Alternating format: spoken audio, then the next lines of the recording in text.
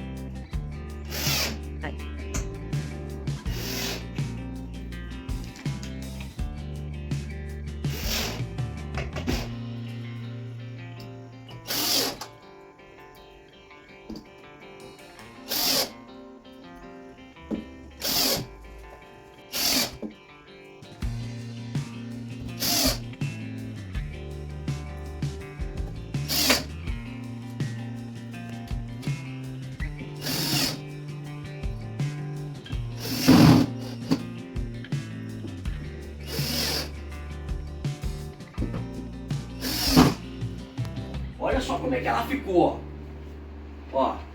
Botei um puxadorzinho aqui para poder facilitar, ó, puxadorzinho, ó. Pistão de 120 N de cada lado. Se você quiser aprender como instala o pistão, é só entrar aqui no nosso canal. Tem vídeo explicando passo a passo todas as medidas que você precisa para instalar. E aqui, ó, dá uma olhadinha aqui agora de pertinho aqui, ó. Essa cama foi toda projetada num baú, mas para que eu botasse um colchão na parte interna, ó. Coloquei um colchão na parte interna, vai sobrar daqui para cá ainda para colocar algumas bagulhadas. Esse colchão interno aqui é para quando vier uma visita, ter alguma visita aqui. Eu não quis fazer cama retrátil, porque é coisa rara. E ó, pistão de 120 N, coloquei aqui, ó. Agora colocar o outro colchão em cima e jogo ganho. Mais um serviço pronto, mais um vídeo que com certeza vai trazer, vai levar conhecimento e espero que vocês gostem. Se você ficou com alguma dúvida, entra aqui nos comentários, fala aqui comigo que eu vou te respondendo, ou se possível, até gravo um vídeo especial para você, para que você não fique com nenhuma dúvida e saia daqui aprendendo a fazer a sua cama, porque essa cama aqui é o primeiro de todo o projeto do quarto. Daqui para frente nós vamos fazer o painel ripado, vamos fazer umas decorações, móvel aéreo, mesa integrada junto à cama. Então você precisa aprender a fazer essa cama para daqui a pouco aprender a projetar e ter todo o seu quarto bem desenvolvido. Gostou? Pegou essa dica? Não deixe de curtir o canal, não, se inscrever e vem comigo. Vem comigo que eu vou te ensinar.